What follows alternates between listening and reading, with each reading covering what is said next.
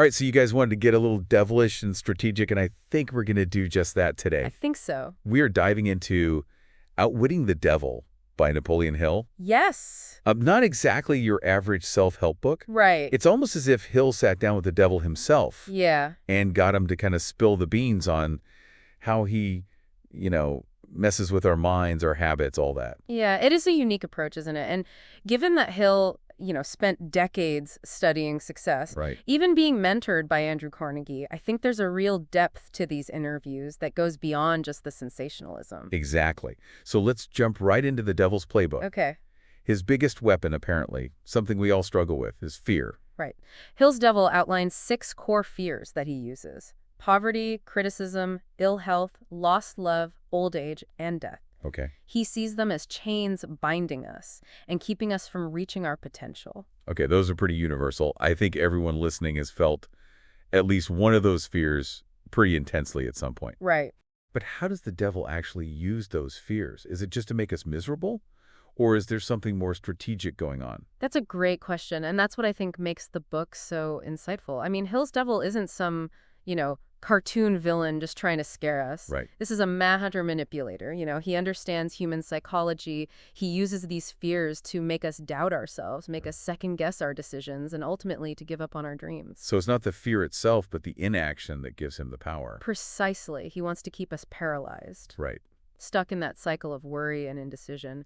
Think about it. How many times has fear stopped you from pursuing something that you really wanted? Oh, yeah. Whether it's fear of failure, fear of rejection, even fear of success. Oh, fear of success. Yeah. That's a real one. You're so afraid of what might change that you don't even try. Yeah. That's definitely happened to me before. It's a mom and trap, and Hill's devil knows how to exploit it. He wants us to stay small, play it safe, Yeah. Never fully step into our power. So if fear is the weapon, what's the ultimate goal? Is it just about keeping us from success? Hill's devil reveals that his most potent trick, the real end game, is something that he calls alienation. Okay. And it's more insidious than just fear because it gets us to turn against ourselves and each other. Alienation. Yeah. That's a heavy one. What exactly does he mean by that? He describes it as a state of being disconnected from your true self, from your purpose, and even from other people. Right. He says it's like becoming a puppet, and, just blindly following the strings that he's pulling. Wow. Not even realizing you're being manipulated. You're living someone else's life, or in this case, the devil's agenda. Exactly. Yeah. And the scary part is he claims that he starts planting those seeds of alienation early on. Oh, really? When we're most vulnerable as children. Children. Hold on. How does he get to them?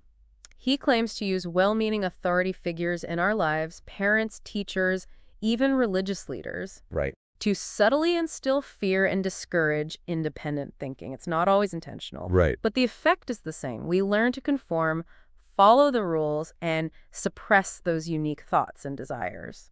That's disturbing. Yeah. But it rings true. I mean, how many times, kids are told, don't ask questions, just do what you're told. That's a silly idea. Right. It's subtle, but it can really chip away at that natural curiosity and that can-do spirit that kids have. Yeah. Makes them prime targets for those alienation tactics. It's about breaking that connection with our own inner voice, that spark of individuality. Yeah.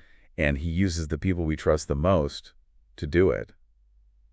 That's messed up. It is. And the thing is, this alienation, this feeling of being disconnected from ourselves and our purpose, Yeah. often leads us right down the path of least resistance, Right. right into the arms of procrastination. Procrastination, that's speaking my language. Yeah. I can see how those are totally connected. When you feel lost and aimless, it's so easy to put things off. Exactly. And Hill's devil equates procrastination with this form of self-sabotage, saying it's like handing him the keys to your life. He thrives on our indecision and inaction. Wow. Uses it to further his agenda. So it's not just laziness or poor time management. No. It's a symptom of something deeper. Yeah. That feeling of being alienated from our true self. That's the point Hill seems to be driving at. It's not about beating yourself up for procrastinating, Right. but about understanding the root cause. Okay, so we've got this devil character who uses fear to fuel alienation, which leads to procrastination, which keeps us from taking action. Right. It's a pretty bleak picture, to be honest. Yeah. But Hill wouldn't just leave us hanging, right? There's got to be a way to fight back to break free from this cycle. You're absolutely right. And in a surprising twist, Hill's devil actually reveals his own biggest fear. Oh, really? What's that? It's individuals who cultivate a definite purpose. Wait, the devil's afraid of people with purpose. Yeah, That doesn't sound very devilish. right. You think he'd want us wandering around aimlessly? He admits that those who have a clear sense of direction are incredibly difficult to control. So it's like having a purpose acts as a shield against his manipulation. Exactly. He can't use fear and alienation against someone who knows where they're going and what they want to achieve. Right. Not easily swayed. Okay, that's a pretty empowering thought. But how do we cultivate this definiteness of purpose? Is that something we're born with, or can we develop it? That's where things get really interesting and where Hill's broader work on success, I think, becomes super relevant. Okay. He suggests that definiteness of purpose isn't just about having a goal. Right. It's about aligning that goal with your deepest values and desires Yeah. and pursuing it with unwavering commitment. So it's not just what you want, but why you want it. Yeah. But I'm curious, what does the devil have to say about the how? How do we go from vague aspirations to that kind of laser focus he seems to be afraid of? Well, in a truly unexpected twist, the devil actually advocates for prayer. Hold on, the devil's recommending prayer. I'm confused now. I know, right? It's a real mind bender. But he clarifies that he's not talking about begging or pleading for favors. Right. He sees definiteness of purpose itself as the true form of prayer. So instead of hoping and wishing for things to happen, Yeah. it's about taking charge, setting a clear intention, and taking aligned action. Exactly. He's saying that clarity of purpose, combined with unwavering belief, is the most powerful force in the universe. Wow. And that's what he fears. Okay, I'm starting to see how this all connects. Fear keeps us stuck. Definiteness of purpose sets us free. It's almost like this battle for control of our minds. Yeah. But what about those inevitable setbacks we all face? Yeah. Does the devil feed off those too? Actually, Hill's Devil has a surprising take on failure. He doesn't see it as a defeat. He sees it as an opportunity. Hold on. The devil thinks failure's a good thing. I'm officially lost.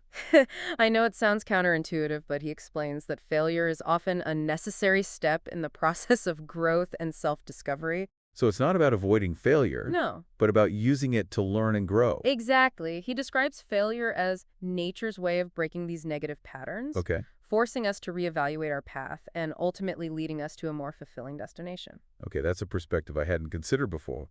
But it makes sense. I mean, looking back on my own life, some of my biggest failures actually led to some pretty amazing breakthroughs. Right, and that's exactly what he's getting at. Failure, if viewed correctly, can be a catalyst for change and a powerful teacher. Wow, this is blowing my mind. Who knew the devil could be so insightful? But I'm dying to know more about how this all works, how he actually gets inside our heads and messes with our thoughts. Well, that's where things get really interesting because Hill's Devil reveals that our dominant thoughts become ingrained through a hypnotic rhythm. Think of it as a mental groove Okay? that gets deeper and deeper the more we travel down it. Hypnotic rhythm. That sounds ominous and kind of familiar. Is that what's happening when we get stuck in a rut or we can't break a bad habit? You're on the right track, and this is what Hill's work really shines. He doesn't just describe the problem. Right. He gives us the tools to break free. All right, I'm ready for some devil-defeating strategy, but first we're going to take a quick break. Be right back with more mind-blowing insights from Outwitting the Devil. Welcome back to the deep dive. We are in the thick of it with Outwitting the Devil, and I gotta say, this book just keeps getting weirder and more fascinating. It really does challenge our assumptions, doesn't it? It does. We left off talking about the devil's use of hypnotic rhythm Right. to keep us locked in those negative thought patterns. Yeah. But Hill doesn't leave us there. Okay, good. He actually gives us a way to turn that rhythm to our advantage. Okay, I'm all ears. How do we flip the script on the devil and use this hypnotic rhythm thing for good? He suggests that we need to become conscious creators of our own hypnotic rhythms. Okay. So instead of letting our fears and doubts dictate our thoughts, we deliberately choose empowering beliefs and repeat them until they become ingrained in our subconscious. So it's like rewiring our brains by consciously choosing what we focus on. Exactly. And Hill gives us some really practical tools for doing this. He emphasizes the importance of writing down our goals, visualizing ourselves achieving them, and surrounding ourselves with positive affirmations. This reminds me of his work on autosuggestion. Yes. Where you're constantly kind of affirming these positive statements Yes. to influence your subconscious mind. Absolutely. And this ties back to the devil's fear of knowledge. Remember, he doesn't fear knowledge itself, Right. but knowledge combined with independent thought and a definite purpose. Yeah, it's like those three things create a force he can't control. But it's interesting that he's afraid of knowledge at all. Wouldn't he want us to stay ignorant and easily manipulated? It does seem counterintuitive. Yeah. But Hill's devil explains that true knowledge leads to self-awareness, Okay. which is his biggest enemy. Right. When we know ourselves, our strengths, our weaknesses, our values, our desires, we become much harder to control. It's like the more we understand ourselves, the less power he has over us. Exactly. And this brings us back to definiteness of purpose. Remember how the devil admitted that he fears those who have a clear sense of direction? Yeah, Well, he goes on to explain that definiteness of purpose is not only a shield against his tactics, okay. but it's also a magnet for success. So it's like having a purpose not only protects you from his influence, but it attracts positive opportunities and resources. That's the idea. Hill's devil confesses that people with a burning desire and a clear plan seem to attract success almost effortlessly, as if the universe conspires to help them. It's like definiteness of purpose creates this kind of force field Yeah. that repels negativity and attracts a good fortune. I love that. That's a great way to put it. And it connects back to the idea of prayer that we talked about earlier. Hill's devil, in this roundabout way, is suggesting that true prayer is about aligning your desires with a definite purpose and believing in the outcome. So it's not about begging or pleading with a higher power, but about consciously directing our energy and attention towards what we want to create. Precisely. And this is where Hill's concept of universal intelligence comes into play. Right. He believed that there's this creative force in the universe that responds to our thoughts and beliefs. So if we can tap into that universal intelligence by having a clear purpose and unwavering belief, we can literally shape our reality. That is the essence of Hill's philosophy. And the devil, despite himself, confirms this idea. Okay, this is all starting to make sense, but I'm still struggling with this idea of failure. How can the devil possibly see failure as a good thing? It seems illogical, doesn't it? Yeah. But Hill's devil explains that failure is often a necessary step Okay. in the process of achieving success. He describes it as nature's way of testing our resolve, forcing us to learn these valuable lessons, and ultimately leading us to a stronger, more resilient version of ourselves. So instead of fearing failure, Yeah. we should embrace it as a learning opportunity, a chance to course correct and get back on track. Exactly. Hill Devil suggests that those who are afraid to fail, who shy away from challenges and setbacks, Right. never truly develop the grit and resilience required for lasting success. It's like they're so busy trying to avoid falling that they never learn to fly. That's a great analogy. And Hill, throughout his work, emphasizes the importance of learning from our mistakes, viewing setbacks as opportunities for growth, and developing that kind of mental toughness that allows us to bounce back from adversity. This is all so insightful, but it's a lot to process. I'm wondering if we can bring this back to the listener. How can they apply these principles to their own lives? That's a great question, and it leads us to one of Hill's most powerful concepts, the mastermind. We touched on this briefly before. Yeah. It's about surrounding yourself with like-minded people Yes. who support and encourage your growth. Exactly. And Hill's Devil, in his own kind of twisted way, confirms the power of the mastermind. He confesses that when individuals with a shared purpose come together in this spirit of harmony and cooperation, Yeah. they convey a force that's almost impossible to break. So it's like the whole becomes greater than the sum of its parts. Precisely. Hill's Devil reveals that this kind of collective consciousness, when focused on a positive goal, has the potential to achieve extraordinary things, Wow. even overcome seemingly insurmountable obstacles. It's like they tap into a higher power, a universal intelligence that transcends individual limitations. Exactly. And Hill believed that the mastermind was one of the most effective ways to overcome those tactics of fear, alienation, and procrastination. By surrounding ourselves with positive, supportive people Yeah. who share our vision, we create a force field of positive energy that helps us stay on track and achieve those goals.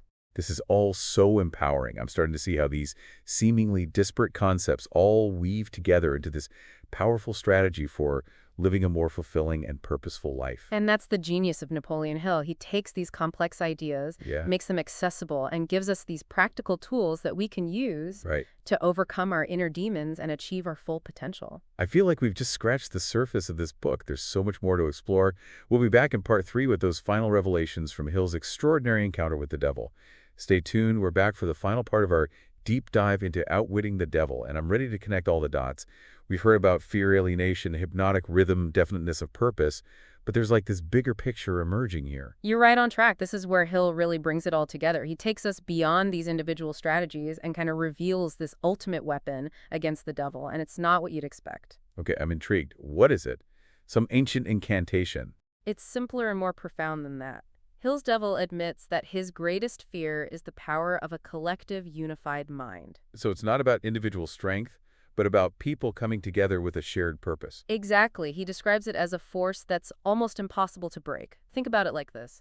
The devil wants us isolated, divided, suspicious of each other. That's how he maintains control. Right. It makes sense when we're focused on our own little bubble, our own fears and worries. It's easy to lose sight of the bigger picture. Exactly. But when we connect with others who share our values, who are working towards a common goal, we create something much stronger. We tap into this collective wisdom and energy that transcends our individual limitations. Yeah, this reminds me of the concept of the mastermind that we talked about before. It's the same principle, just on a larger scale. The devil fears any kind of unified effort, whether it's a small group working towards a specific goal or a larger movement pushing for positive change. So it's not just about finding our own purpose, but aligning that purpose with something bigger than ourselves.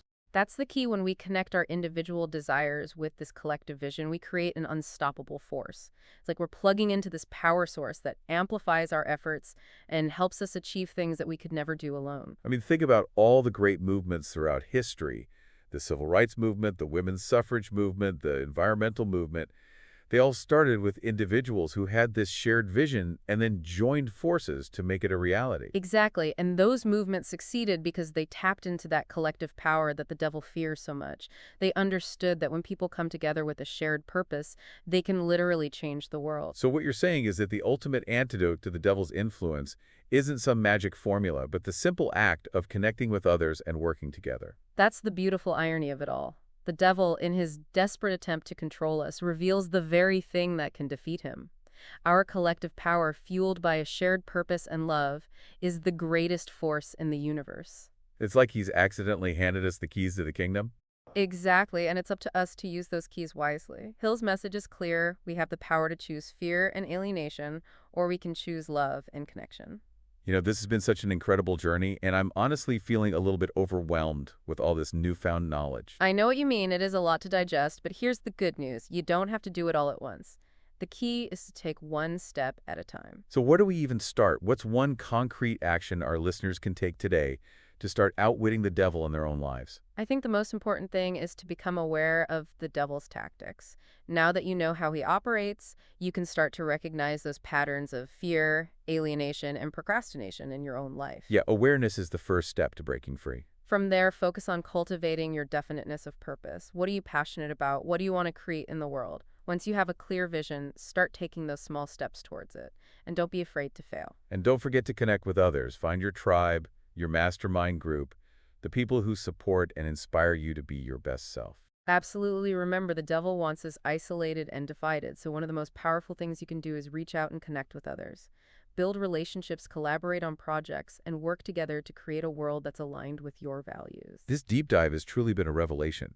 Outwitting the Devil is not just a book about personal success, it's like a blueprint for building a better world. I think Hill would agree with that. He believed that each of us has this unique role to play in the evolution of humanity. And by working together, we can overcome even the greatest challenges. So to all our listeners out there, what's one step you can take today to step into your power and start creating the life you truly desire? Think about it. And until next time, keep seeking knowledge, keep connecting with others, and keep outwitting the devil.